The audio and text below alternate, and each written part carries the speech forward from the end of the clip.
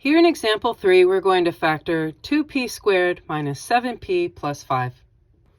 As we've done in our previous problems, we find our a, b, and c number, where a is 2, b is negative 7, and c is positive 5.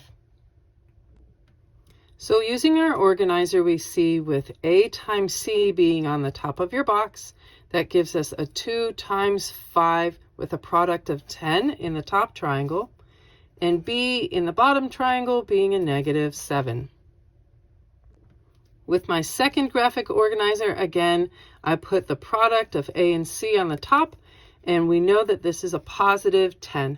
So let's think about this. Do we have to write down all of the pairs of factors? Well, you're smart. You know that to get a positive product, that had to be a positive times a positive, or it had to be a negative times a negative. Since I'm going to be adding our numbers together, and our b number is a negative 7, then truthfully, all I really need to look at is all negative factors. So negative 1 times a negative 10, or a negative 2 times a negative 5. So that's all of my factors. Let's see what we do. So finding their sums, I see that negative 1 plus negative 10 is negative 11. And negative 2 plus negative 5 is negative 7. And that is our b. We found it nice and quick. So negative 2 and negative 5 will each go into the wings. And let's begin writing our final binomials. As a happy reminder, I've got our structure written at the top of the page. So let's fill it in. Our variable of choice is a p plus our left wing divided by our a number. So negative 2 divided by 2.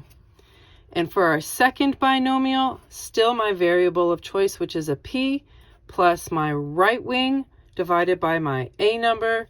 So I have negative 5 divided by 2. Let's see what we can simplify. So negative 2 divided by 2, that definitely cleans up. So we have p minus 1 in our first binomial. And in our second binomial, while 5 and 2 does not reduce, we can clean up the two symbols of plus and minus side by side, because we know that we're not allowed to have that either. Last but not least in our cleaning process, we know we can't call this done with having a fraction. So let's get rid of our denominator by putting it right there in between the parentheses in our variable, so that our final answer will be the quantity of p minus 1 times the quantity of 2p minus 5. And there you go.